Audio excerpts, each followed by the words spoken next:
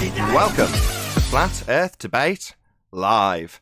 I'm your host Nathan Oakley, and if you are new to this channel, or you've not done so already, then be sure to subscribe, hit the bell notification icon and join button if you'd like to become a Nathan Oakley 1980 channel member and keep up to date with the Flat Earth Debate. If you would like to support the channel, there is a super chat that runs alongside each of these shows while they are live. There's also a PayPal, Patreon and crypto link in the info box below the video. Most importantly, if you'd like to join the discussion, simply mute the page you are currently watching, then click the link in the info box below this video to join the panel and express your views on the nature of Earth. If you do join, please don't swear. If you do, you'll be ejected. And if you are, please don't try to rejoin the stream using sock accounts. You'll be warmly welcomed back on the next stream. Please also share the show on social media.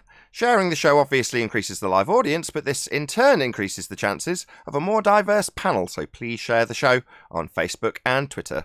One last time, if you're new to the channel or you've not done so already, then be sure to subscribe, hit the bell notification icon and join button to keep up to date with the Flat Earth Debate. Now we are joined by Sleeping Warrior, Arwin, 10th Man, Chocolate Saiyan, Neil, and a whole bunch of people in Discord, so welcome one and all.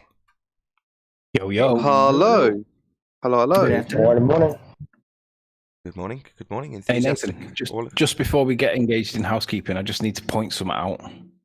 Okay. You're obviously reading a script when you do your intro because it's not changed. Like, it's pretty much verbatim every time you say it. But sock accounts can't rejoin the stream anymore, can they? So you're gonna have to change that bit because, like, they can't be kicked, they can't join, and they can't be kicked anymore because they can't join. So you don't need that bit in anymore. You need to like do something else because it's obsolete now. It's a bit like Newtonian gravitation. No, it's been superseded by the system. That's not true. No, that's not true. In So Discord, no, it's not true. You can kick somebody out of Discord and they can rejoin Discord under a sock name. That's not true. Oh right, yeah, I hadn't thought about Discord. Sorry, shout out That's to the only way. Discord. That's the only gateway for the public. So it's the only thing that you need to worry about whether or not you're going to get kicked out of that particular part. But if you are, you can't rejoin, and people will try to if they're. You've got to do a lot to get banned from Betty's Discord. She's very fussy about not banning people unnecessarily. Well, I don't know. If you're a flat earther and you disagree with someone, that's you know, that'll cause trouble. But if you're a ball earther, you know, you can do whatever you want. Oh my God, is this going to turn into your politicization? Is that even a word? No, let's move on. Let's start housekeeping. Indeed. Any evidence of a physical, that's very important by the way, physical geometric sphere edge horizon, formerly known as Earth curvature? Not from Betty's Hangout. Yeah, No. just go high and high altitude balloon, Nathan, and you can see that there's very little refraction up there. It's almost none, so we can say that's geometric. Not scripted. I made it up one day, and it's subtly changed each time I do the intro, but there isn't anything written down that says what I say. In fact, this morning, because I got something in my eye, I had to redo the uncut and after show intro, because I forgot what I was saying because I got something in my eye.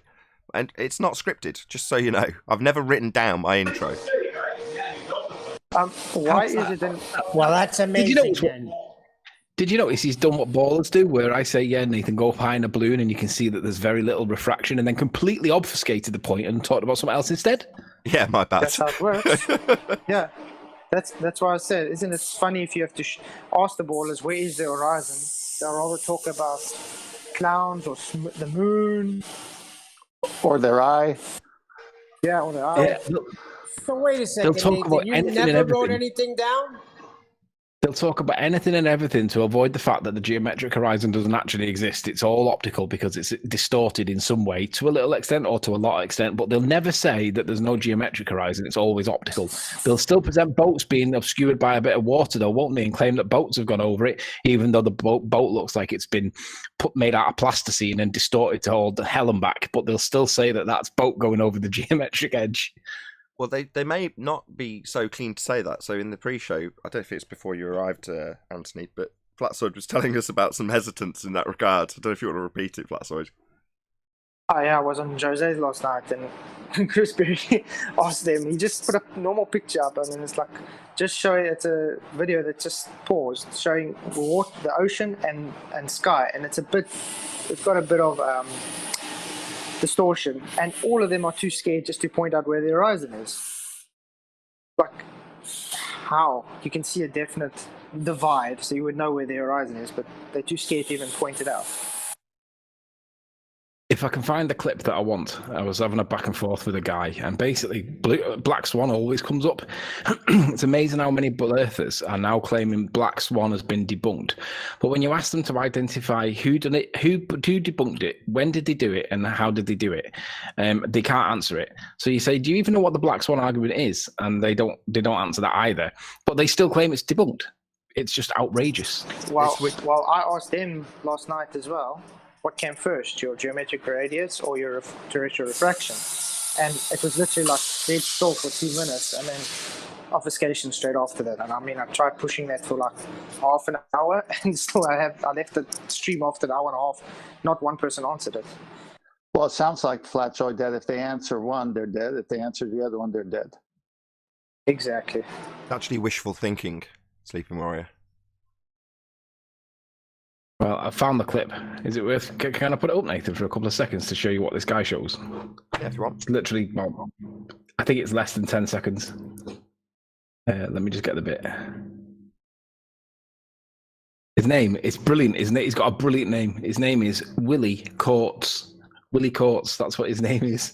But he's showing a boat going over the horizon, and I'm like trying to get him to admit what the horizon actually is, and he will not have it. He insists that this is proof that the globe is true.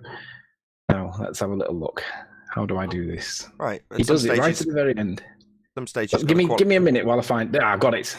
Right, here we go. Right, let me screen share. Right, so.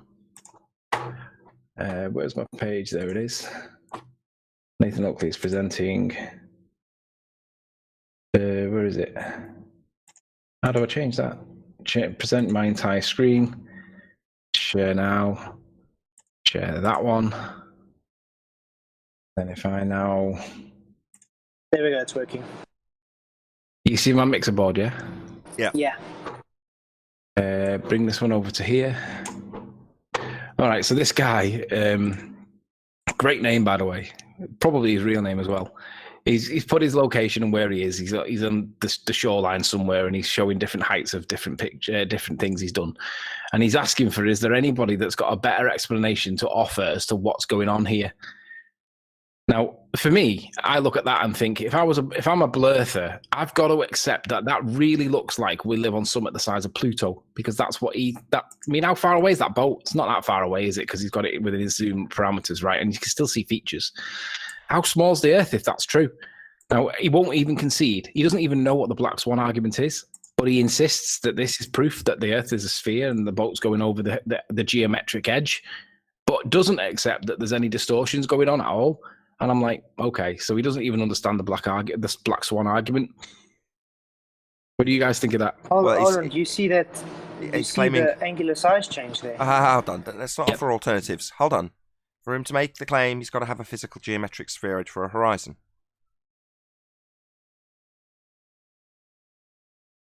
Hello? He's got to have a physical geometric spheroid. That's what I was trying to get him to admit. Well, we've debunked that.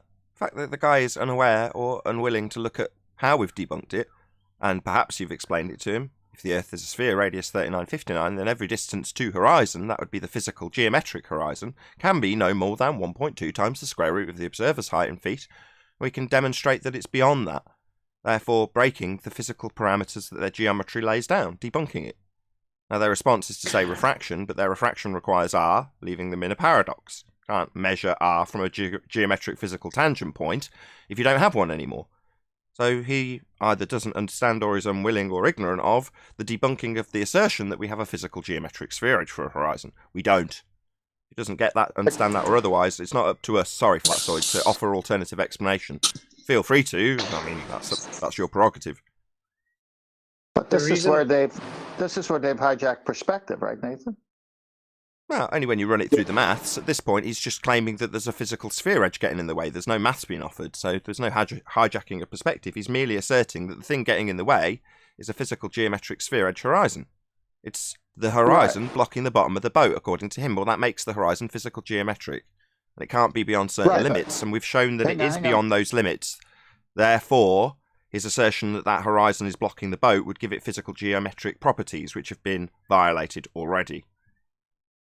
Right, but you've said they hijacked perspective and called it Earth curve. Well, in this case, he hasn't hijacked perspective to do it. He's just pointed at a position, arbitrary, where it appears the sky and sea meet, and called it Earth curve. He hasn't hijacked perspective to do that. That would be done in the mathematics. Maybe his reification comes from that original assertion. I can't divine his thoughts. But at this point, he's just pointing at the horizon saying that's an Earth curve edge getting in the way of this boat. What other explanation is there? Well, we could offer that, or point out that no, your assertion that you have a physical geometric sphere edge for a horizon getting in the way of this boat has been debunked. No explanation from me is required. Why would I start explaining why this is happening? It's his claim. He claims Earth curve edge gets in the way. It doesn't. We've debunked it. Yeah, but we've never claimed Earth, the horizon, Earth curve is the horizon, or the right. What did Tim Osmond say?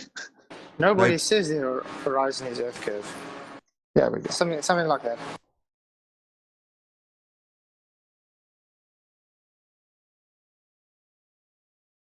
Any more on this subject? If not, we'll move on to the next housekeeping question. I just find it interesting that as the ship moves away, its angular size changes and the horizon moves with it. Indeed, very interesting. We could go into detailed explanations of angular reduction, swells that are getting in the way, limitation of angle against the deck, foreshortening, all the effects of perspective, which in the maths are called Earth curve, as 10th man identified. But let's not. Let's just pull apart the fact they haven't got a geometric sphere edge anymore. Black Swan. Any evidence of the R value? What came first? Radius or terrestrial refraction? Which came first, which or terrestrial refraction? Yeah, which R came first? The refraction or the radius refraction? The radius. The R. radius came first. So the assumption by Biruni that he's standing on a physical sphere edge and can draw a straight line tangent to a physical edge of their sphere to derive a radius. Well, he's made the assumption he's on a sphere, he's derived a radius by way of dip angle from a not physical horizon to a non-physical claim to be physical horizon, and then he's derived R through trig. Well, you need the R based on the physical horizon first. Well, to have a physical horizon and then move it with R leaves you in a paradox. You've got to be able to see something physical and draw a straight line to it, not then say that it's bent because you've got a refractive value that uses the R that was derived from the straight line. Yeah, that makes no sense. So making physical claims where there is no physicality. Precisely, the horizon is not physical.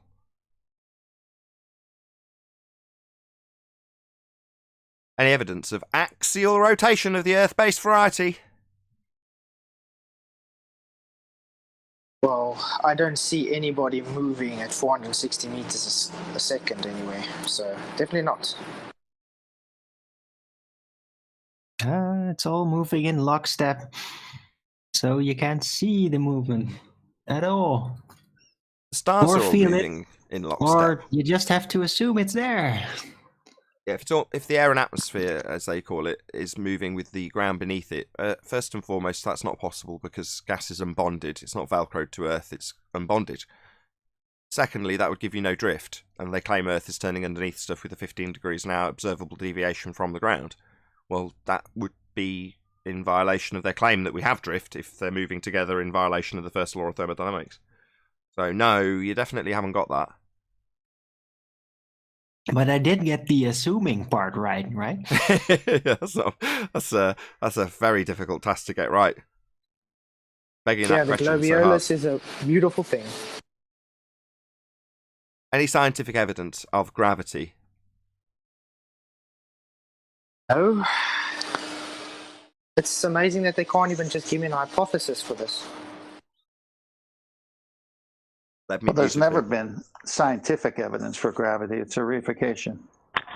Correct. Tony, you're on mute. That's correct. Was It's a that Paul? reification.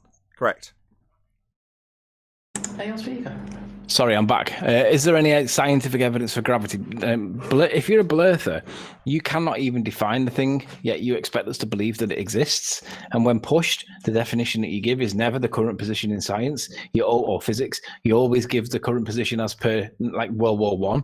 It's not that anymore, guys. So if you can't even have the definition right, how can you have a conversation where you're trying to establish whether the thing that does exist currently is establishable or not? And you can't. Well, you know what? You want to hear something funny? I asked someone. They said it's mass attracting mass. I said, okay, where do you observe it? They say you can't observe it, but it's scientific. Yeah, they infer causation and claim that's scientific. Well, we all know that you can't infer causation. You have to manipulate causation to establish that it's the cause. But I get it all the time with that egg test. Every single time a blurther comes along to try and pull it apart, they always say that it's not actually you doing it, it's you doing something, but then that causes someone else to act on it. And it's like, that's not what the definition says. They always infer causation. It's nonsense. About any single viable hypothesis from any of the fields of astronomy, cosmology, or astrophysics. Can it be scientific if you don't do experimentation? No. Again, like yesterday, that's not. Do any of them do experimentation? You focused on this yesterday, Flatside. We're not even asking for that. Yeah, we just asked for a hypothesis, but I'm just trying to find if it's scientific first. Yeah, step 1, observe phenomena. Step 2, construct hypothesis. Step 3, validate hypothesis. Validate, that's prove. So hypothesis construction includes alternative and null. One is the antithesis of the other. If A, then B. A being your presumed cause that you're going to vary, B being the effect that you're trying to cause. If A, then B means you validate your cause. You cause B, the phenomena, to happen when you vary A. Now, the null hypothesis is the complete antithesis of the former statement that I just made. If A, not B, that would be you vary what you think is going to cause the phenomena. So you think it's going to cause B, and it doesn't cause it. Now, because you've got both in a hypothesis, when you perform the experiment, one or other, that's alternative or null, will be proven. So when people say science doesn't prove things, that's all it does upon experimentation. That's validation of a hypothesis. Validation of a prediction, scientific, thereof. So you would agree, if something is scientifically validated, it would not change? Yeah, if you vary A and it does not cause B, it doesn't matter how many times you vary it, it's not going to cause it. Likewise, if you vary A and it does cause B, it's not like you'll come back next time, vary it, and it won't cause it. Thank you. So science proves things. Proves your alternative or it proves your null. One or other is getting proven. That's why it's an empirical method that's been hijacked to assert just so stories, because it's so powerful. Because it proves things. I hope the Globies on Gems is listening. Well, the Globies have been saying science doesn't prove things because they're afraid of what science actually does prove. Or moreover, they've got pseudoscience offerings which we prove to be just so stories. And then when we say your science isn't proving what you're claiming it's proving, they say, well, it doesn't matter because science doesn't prove anything. As a justification for why their pseudoscience just so story fell apart. They'll relinquish any involvement with science by saying it doesn't prove things when that's all it does. Validates hypotheses, that's all it does. It's funny how they'll use it saying, well, how do you think we got the computer? Or are you saying it proves things with technology? Is that what you're saying? How did technology get in this? I think it's just a gaslighting attempt, really. I think that's how it started. That you would say it, on the internet, everybody gets to hear it, everybody can record it, potentially. But out there, before the internet, you could just say, like, science doesn't prove anything, and somebody would be like, whoa, I never thought of that. So they would get away in the moment. I think it really built up from that angle as a gaslighting tool to quickly just like win, even though a vulnerability was getting exposed. But now it's different. I always get the ballers that say to me things like, oh, but your experiment didn't prove something. And I say, really? So what happened then? And they give me what they think. And then I correct them. And then they give me then an equivalence in their head that they think shows that I'm wrong. And they often go to a light switch on the wall. And they'll say, yeah, but according to your theory, if I flick the light switch, the light will come on. And I'm like, yeah, and it does. And they say, yeah, but that's not the cause, though, is it? And I'm like, well, will the light come on if you don't flick the switch? No, but there's more to it, though, isn't there? And I say, well, yes. But if you make the prediction that there is more to it, then you've got to demonstrate that there is more to it and there is more than the one cause. Now, we know that light switches You've got wires, you've got power going down the wires, you've got, there is more to it. You've got all the bulb, the filament's got to be working. We know that there's more things involved in the light working than simply pressing the light switch. But if you didn't know that and it was contentious and somebody said, no, there's got to be a power source putting power into your house, it's got to be connected to the grid, which we all know to be true. But if somebody made that claim, they would have to show that it's true by disconnecting you from the national grid and demonstrating that unless you're connected, then your light switch will not work. But obviously, we're talking about something that's not contentious. We all know our light switches work. But in the context of gravity, when it is contentious, and I say, well, if you think that it's correlation only and you think that there's an additional cause, then demonstrate it. And then all of a sudden they go, and then it stops. But they don't like it stopping. So they insist by inference that it's there, even though they can't manipulate it. They will never, ever admit that they can't manipulate gravity.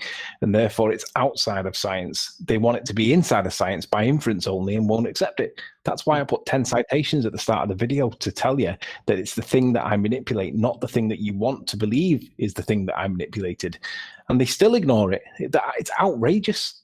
That's why I You said can't manipulate something when you don't know what it is and you can only describe it in a metaphor.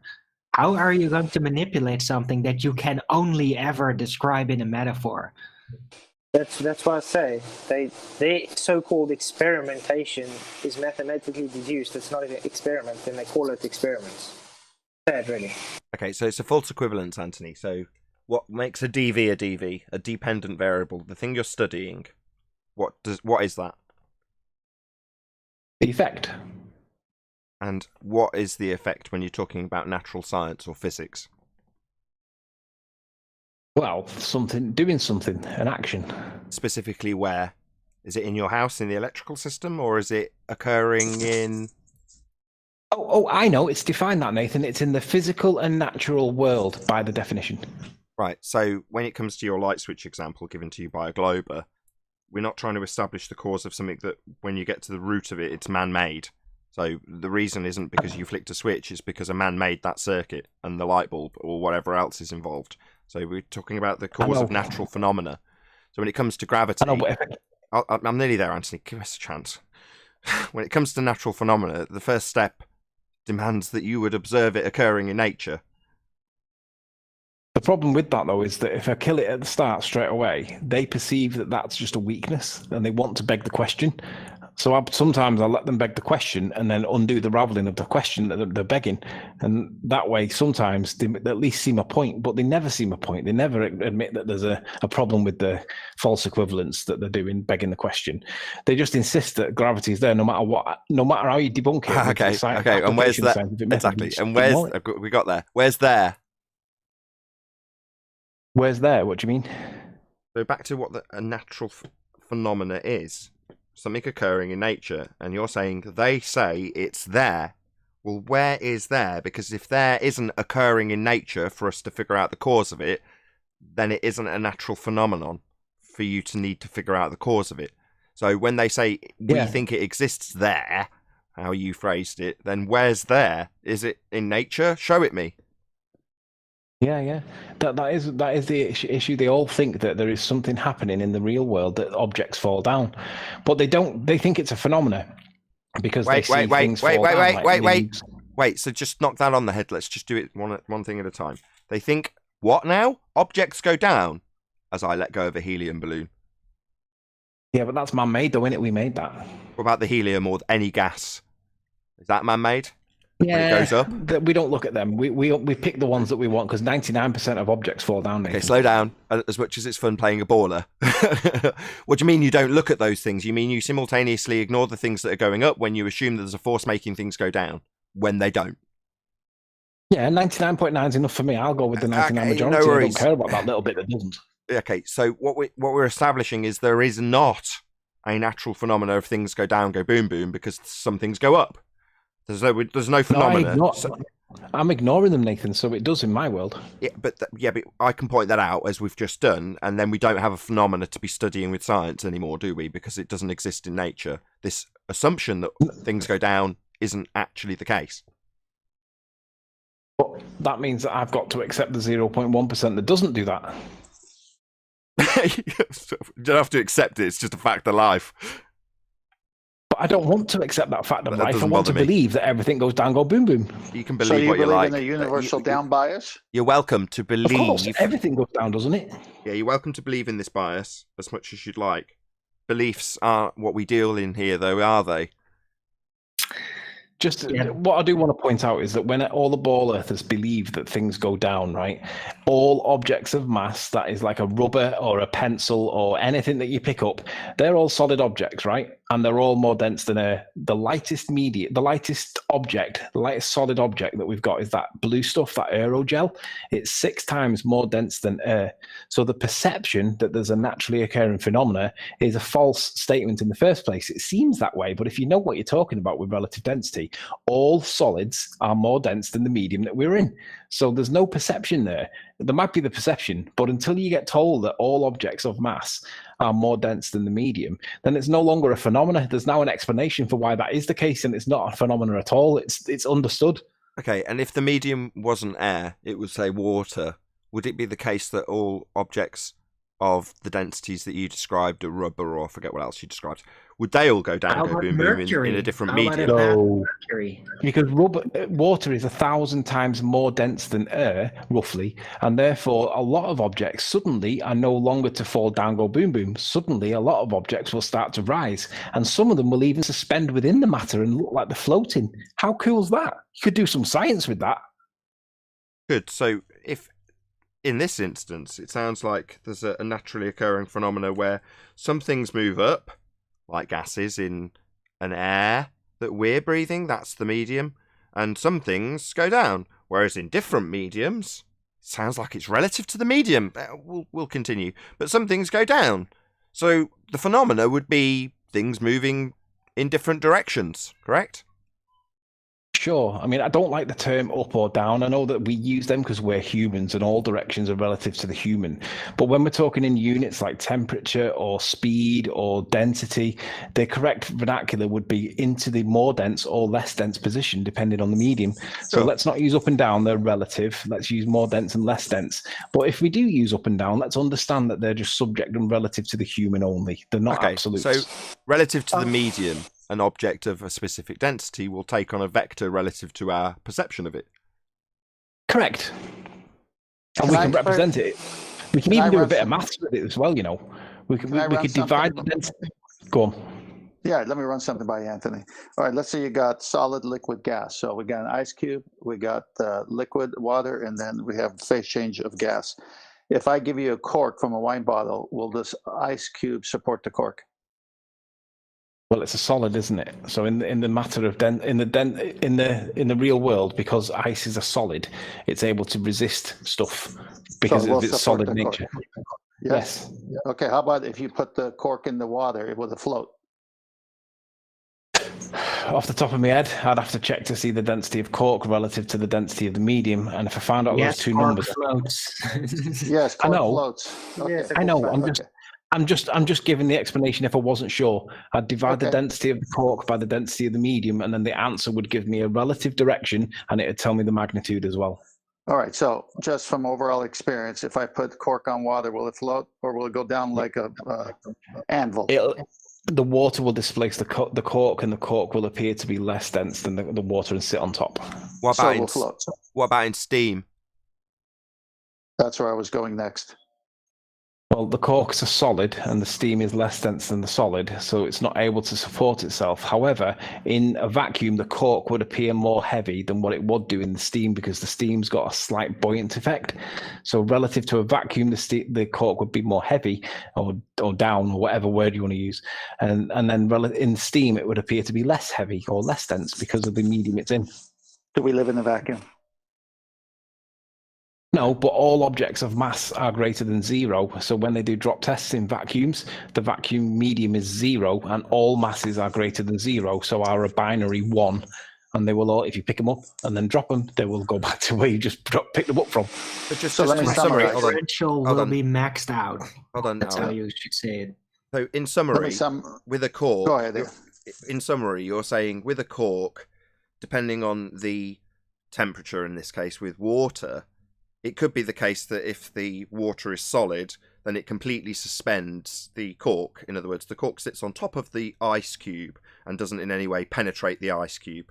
Whereas when you were asked about the same exact cork in liquid water, then you'd find that you'd have to make a calculation because you couldn't be quite sure whether or not it would be dipping a lot into the water, maybe halfway down the water, or sitting completely on top of it. You don't know until you calculate it because it's somewhere in between. And then when you get to it being in steam or gas, water, liquid, vapor, then you've gone from liquid to gas and it sits at the bottom of whatever was the chamber containing all of it. Yeah. So just to extend that one little bit further, because the cork I wasn't quite sure about, and I then did a quick calculation and thought, right, it's going to sit on top of it because it's less dense. This is where you can cross-reference it into real world with boats, because generally boats sit on the surface unless they're sinking. And you can see with the Plimsoll line that they have a load line where if you're in England where it's dense salt water that's cold, then you can't load your boat as much. Because if you head south towards the warmer tropical waters of, say, Jamaica, where we drop off all our tea, for example, to fit the stereotype, when we've loaded it to in our more dense water, we're able to be more, well, I'll use the word buoyant. But when we get into the tropical waters and the density of the water around the boat changes, a lot of the boats were sinking. So you've got to be careful with relative density, because obviously gravity didn't increase whilst the boat was traveling further south. It was just the density of the water around the boat. So the Plimsoll line proves that gravity doesn't exist because the boat isn't actually getting any heavier, but it's relatively getting heavier because the water around it becomes less dense. Any evidence of the distance to the sun? Sorry, wait. They can't even establish whether the sun's a gas giant or a plasma or a solid. Robitaille claims that the surface of the sun is a solid. Now, I don't know whether that's true or not, but you would think that a PhD Robitaille would be able to establish a consensus within science, that because a lot of people think that the sun's a giant hydroplasmic cosmic ejaculation thing, whatever they call it, that plasma thing or whatever, gas or whatever. There is no consensus to what the actual sun is in current science. And some people think it's solid, some people think it's plasma, some people think it's hydrogen. There is no consensus to what the sun actually is. So until we know what the sun actually is, how can we actually calculate how far away it is when we don't know what it is? I don't even know where it is or what its actual size is, or if it's even tangible. It's definitely an interesting naturally occurring phenomena, though, right? It does appear to go below the surface of the Earth. That's an interesting phenomena that we could do research on, but we can't do any manipulations, unfortunately. No, it doesn't. It doesn't appear to go beneath the surface of Earth. I've never seen the sun going into the ground. It goes into the horizon, the apparent position. Oh, it reaches a not actual position. Angular limits? Yeah, it reaches a not actual location. Don't you think it's amazing that everything has angular limits with distance? As opposed to physical sphere edges getting in the way of stuff at not actual locations. Well, isn't this the same argument about people are antipodal to us? So because you already presume you're on a sphere and there's a north and south pole, that when it goes away, it's going antipodal when it's not? Correct. It's going behind the sphere edge that you've automatically reified by way of suggesting that there's a tangent point to a horizon, making it a physical sphere edge for you to measure, derive an R value, and then claim that it's not physical and move it to a different location. Interesting, eh?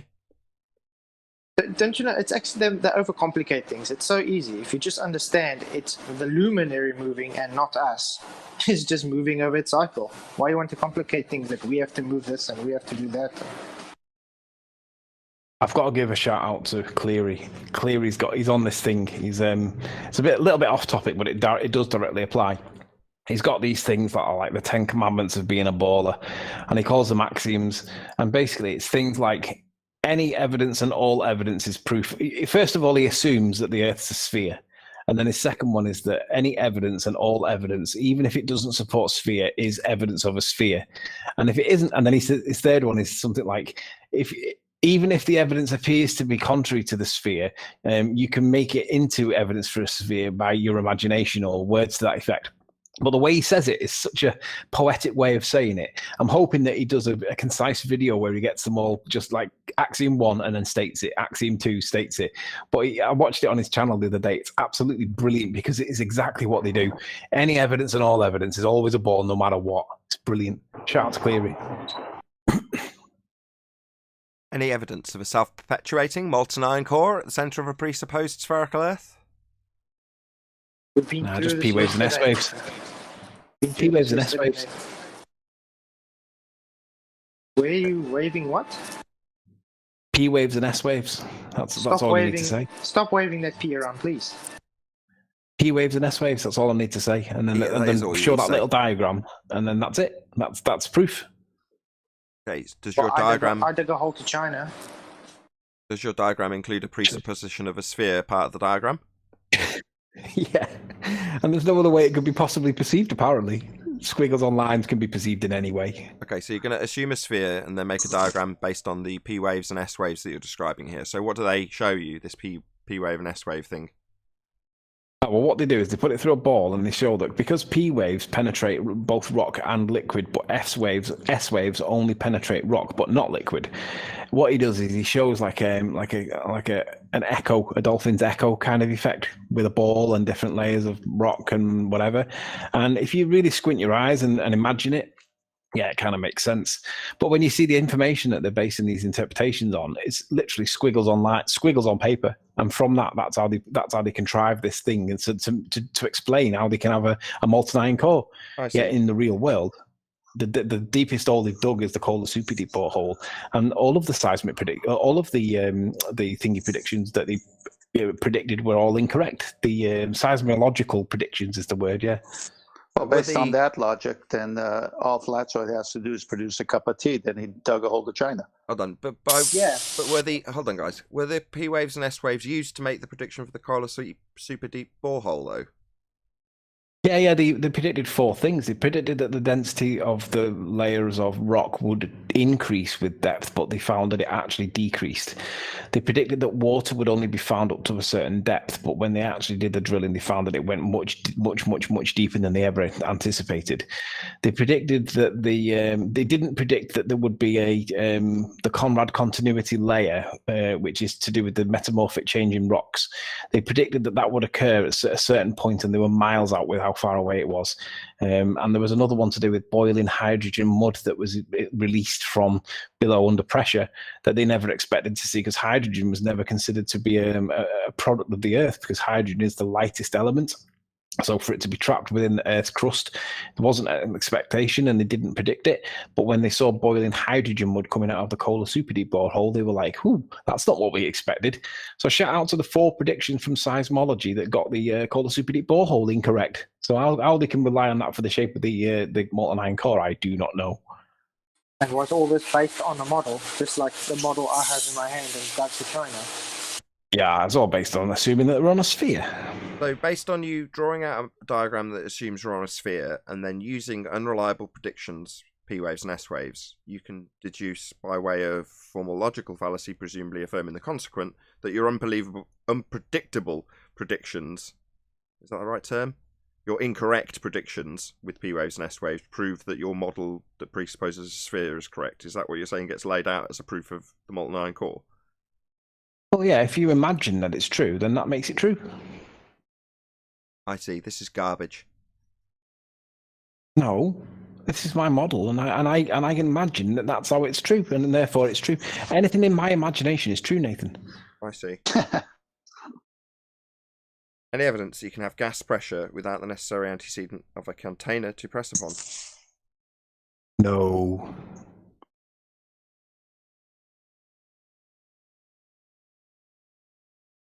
Come on, there's got to be more to this than that. I need at least 2 containers to demonstrate that, overlooking that there's a third one they're standing in. What you're saying is, if I ask for a demonstration of gas pressure without a container, you'll roll on 2 containers?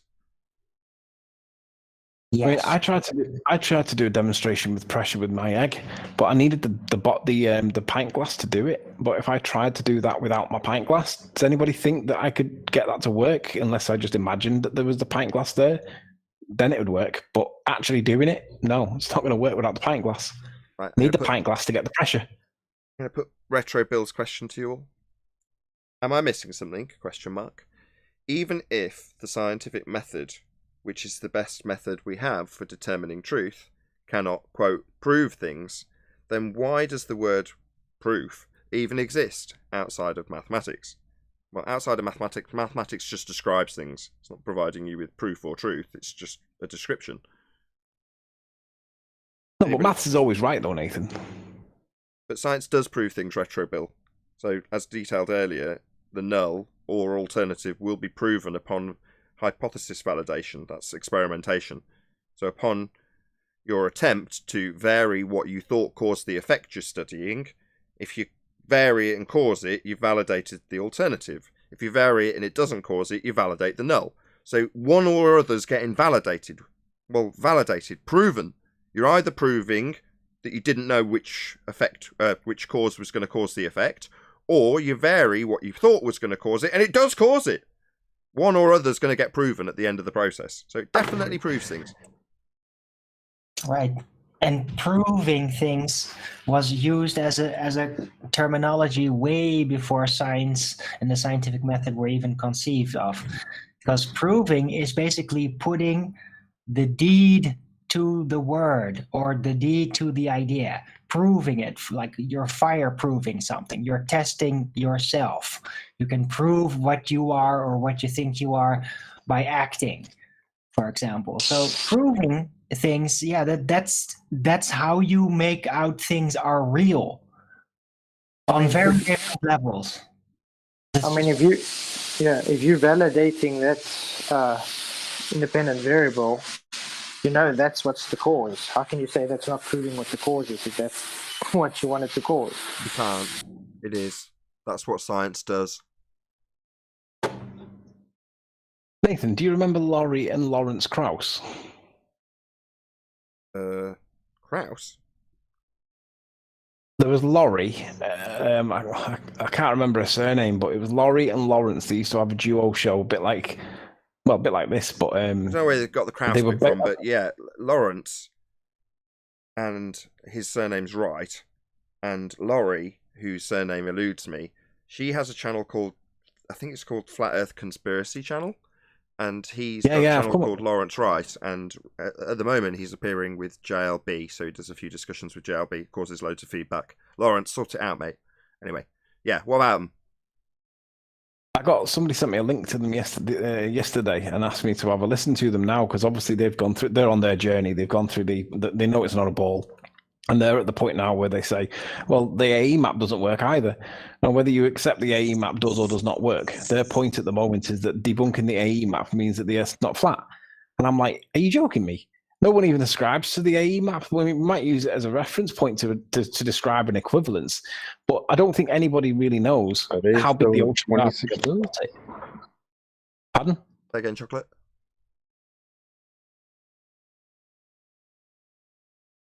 I was asking, are they still stuck in 2015, 2016? 2015. Yeah, that's where they're at. So what they're doing is they've took the position that the flat Earth's not true either because the AE map doesn't work. Well, nobody says the AE map does work. It's just used as because let's be honest, the most we've got is P900 and a compass, right? You can't expect us to plot out using GPS coordinates or whatever when the oceans don't have GPS over them and we don't have access to the GPS systems. But if you gave us $53 million for a day, for just one day, we could work it out, but we've only got a P900 and a compass. But my point is that they're at the position now where they think that the Earth's not flat because the AE map doesn't work, and I'm like, God, that's unbelievable. Hold on. So they're taking the model and not the reality then. The model of what? Maybe Hold on, let's break down what the AE map is. to- This is very 2015, but let's just break down what the AE map is. So in this instance, we're talking about one very specific. Whoever's making that background noise, can you stop in G+? A very specific azimuthal equidistant projection of a sphere. Now they're talking about the North Pole centric azimuthal equidistant projection of a sphere. Now, to acquire said azimuthal equidistant projection from the North Pole with the ice ring presented to you in lieu of Antarctica, that's just the way the map projects itself out. Now you can project that map from any point at the centre. and it'll work. It's just a way of projecting out a map. Now, the map itself has been derived by assuming a sphere and mapping out a flat plane. Now, Brian's not here to give you endless details about this, but feel free to check out any of Brian's presentations in this regard. But ultimately speaking, in terms of the way that they're actually going to survey the land, it's surveyed as flat. Now, that's then transposed onto a sphere and then projected back out onto a flat map. So you go through this whole convoluted process of assuming a sphere, measuring it flat, projecting it onto a sphere, mapping it flat. Well, that's done intentionally so that people get lost in that little rabbit hole. Well, back in 2015, we had a guy called Tiger Dan. It was Tiger Dan 926 from memory. And what he did was say, well, Earth is flat. Here's all the reasons. Then he went on to say, I'm going to make a map. He then proceeded to reproduce the azimuthal equidistant projection and plot out how planes would fly over this projection and found that they didn't match up very well. It's like, well, that's not how that projection works. It only works in terms of accurate distance measurements from centre out. In other words, when you measure across it, it suddenly distorts it so much that the measurements don't work. Now, as Anthony rightly points out, nobody's claiming that this government-produced azimuthal equidistant projection from the North Pole as its centre point is in any way a representation of our world. The map is not the terrain, is what we say. We don't live on a map. So if they're saying, well, we debunk a straw man model that we don't say we live on, therefore Earth isn't flat, it's like that's so flawed in logic, it's untrue. You're debunking a straw man model that we don't live on to assert that something that is obviously and observably the case isn't the case.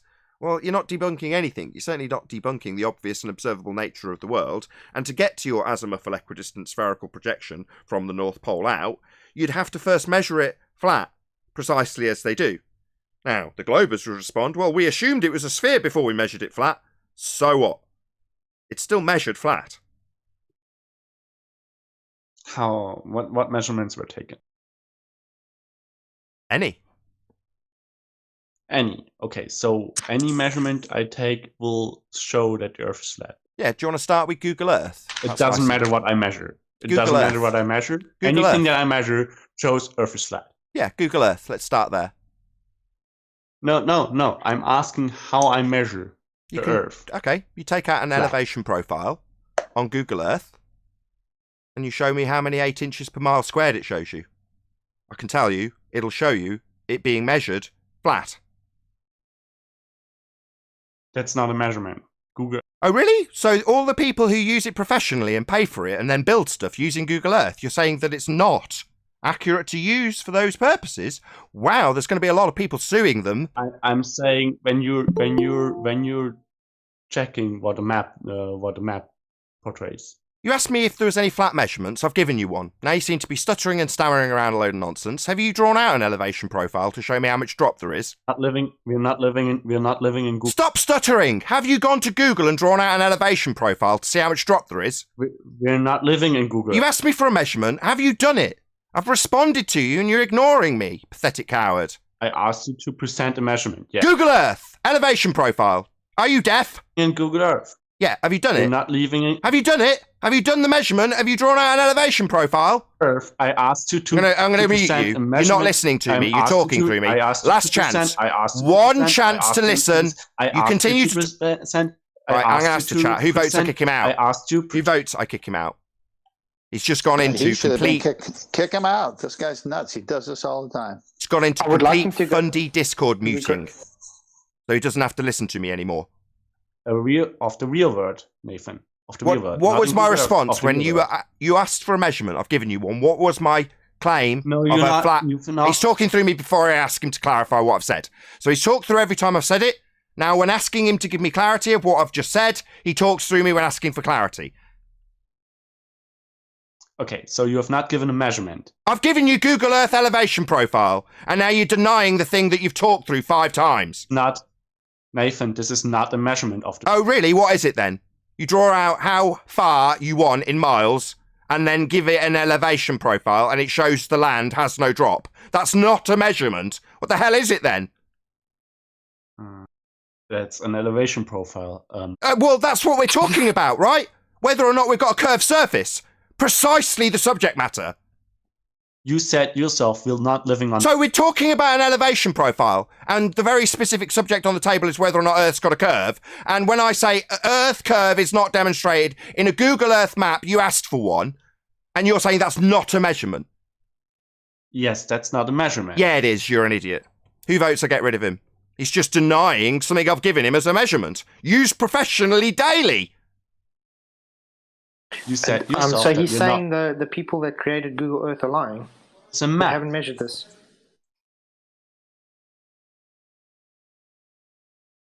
You did not measure it, right? No, Google did. Flat.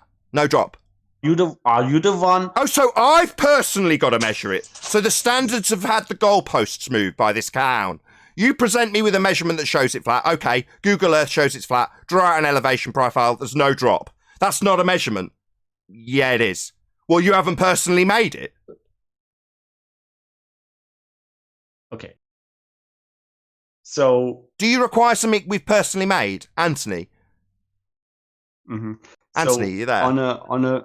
Okay, so where's the highest elevation? Right, between where you observed the Isle of Man and St. Bees, would you say that that has been observed flat? Yes, completely flat. How did you measure it? It's also been modelled as per the observation, and it showed flat. How did you measure it? I observed it. That's not describing the method of measurement. Well, you can measure it using something called water, because water finds its level. And I accept that when water finds its level, it's not finding its curve. So by virtue of water how level, did you verify waves... that the level... He's interrupting you. He's not being a reasonable guest, ladies and gentlemen. The globe-believing fundy has to interrupt every single challenge or claim that comes from his opponent's side. What coward?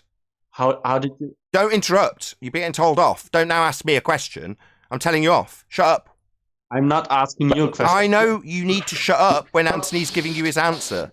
You're not the one who can... Let me finish. Let me finish. Okay. Let me finish. How did you... I know that when I stand on the beach and the water comes No, up what to he's my going to do, toes, Anthony, he's going to I say, know- how do you, so that he gets the mic to ask you a question when you haven't finished making your statement. So he's being a completely unreasonable guest.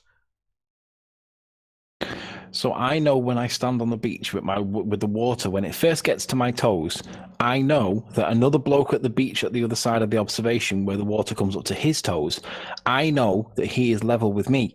Now, level being straight, right? Not curved, straight, because that's what level means. Level doesn't mean curve. So that's how I measured it. You would agree that water is horizontal. Hold on, Flatsoid. How did you verify that level is straight? It's part of the word and definition. You having me on? No, it's not. You can't have a level curve. Level means it has the same elevation at every point. Oh, really? So therefore, in Google Earth's elevation profile, where it shows it at the same elevation at all points, that would mean that it doesn't have any curve then. This was my point that you said wasn't a measurement. But now we're talking about elevation. I specifically said go to Google Earth and get an elevation profile, and you said that wasn't a measurement. Okay, so if the Earth is a sphere... Maybe ignore every single word I've just said.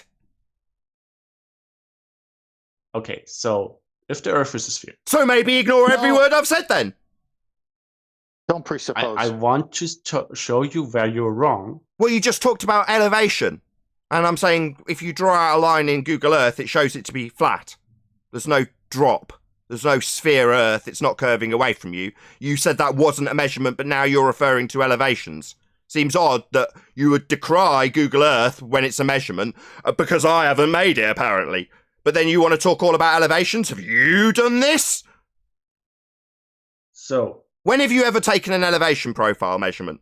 How did we... Why are you stuttering? When have you ever taken an elevation measurement in reality, ever? How did we verify... Why'd you keep stuttering? Why aren't you answering anything? Why'd you keep asking questions rather than answering them? You've had a question put to you about elevation that you're now using, given that you've said that it's not valid when it comes to Google Earth showing how flat we are, because it doesn't show any drop. That's not true. The same elevation... Oh, really? It's not? So you've drawn out an elevation profile in Google Earth and seen that there is drop at 8 inches per mile squared, then? No, but there's not supposed to be, Nathan. Oh, really? Welcome to Flat Earth. We would agree there's not supposed to be 8 inches per mile squared on an obviously and observably flat plane, and Google Earth confirms it. And according to this, let me get it right, globe-believing fundy, we're not expecting to see 8 inches per mile squared drop. Nathan. That's my name. I want to show you how your line of thinking is wrong. I'm just drawing out an elevation profile, a measurement that's claimed to be accurate by Google Earth, and showing that there's no drop there, there's no 8 inches per mile squared, and your response is to tell us that we wouldn't expect to see it. Yeah, Nathan. Yeah? Well, welcome to Flat Earth. We wouldn't expect to see it either. It's a funny thing to say given that you would expect to see it given you believe you're on a sphere, but Google Earth shows there isn't any drop. Would you mind to stop interrupting me, please? No, I'll do exactly as I choose. Okay, so nuts. you have the right to destroy yourself, Master. Yeah, listen, you come in here begging the question, if Earth was a sphere, don't even say that again. Not get interrupted, and that you no, you don't were get the one insults, interrupting right? first, Is this and how then this you've works? been interrupting since. You're here to troll. That's all you are. And don't say if Earth was a sphere. No, I'm not. I'm trying to understand something, but Do you understand I the asked you Black for Swan a argument? measurement. I Do gave you you one. understand the Black Swan argument? I gave you one. And then I asked you how you verified something, and I'm also not getting a response to that. We gave you that too. I asked Anthony to describe it. So Let's go you got back to that. too. You Just asked talk me through how it. did I measure it, and I gave you an answer, and I'd like you to respond to my Yes. answer. I said that if I Yes. stand on the beach and the water touches my toes, I know that because water is level, that a guy also stood on the beach in front of me and the water touching his toes, I know that he is horizontal to me. He is not following a curve because water does not curve, it is level. That's my answer. That's how I measured it. That's begging the question your of rebuttal? the Earth being flat. What? No, he didn't beg the Say question. again? He described the mechanics of water. He didn't just say, well, because Earth's flat, I know that the guy stood next to me is on a flat surface. That's not begging the question. He gave a detailed explanation based on the mechanics of water. No, he did not show why. He did not show why the level of water, why a single water level has to be flat. He doesn't have to demonstrate why the mechanics of water show flat. That's not his claim. It just is. Unless you're challenging that. Are you saying that the mechanics of water aren't that they find and maintain level? I thought that was covered with the word level.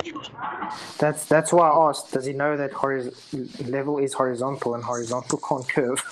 So You can't have a level curve. That's like having gas pressure in a vacuum. You can't have it. They're oxymorons.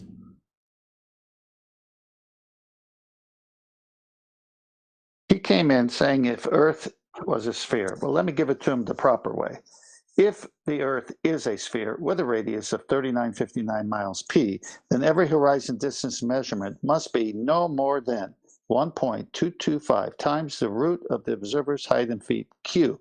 Geometric horizon, curve calculators. Not q, horizon distance is greater than 9.41 miles, therefore not p. Earth is not a sphere. And you have the audacity to come in here and beg the question. With that, I'll say if you are watching this on either Nathan Oakley 1980 or Nathan Oakley Premiering streams, then stay tuned as there will be an after show to follow. Unfortunately, if you are watching this live, this is where we bid you farewell. A huge, massive, enormous thank you to all of you who smashed the super chat, liked, commented, shared, subscribed, or joined as a Nathan Oakley 1980 channel member. Once again, stay tuned if you're watching on either Premiering stream. I've been Nathan Oakley, and I'll see you all in the next video.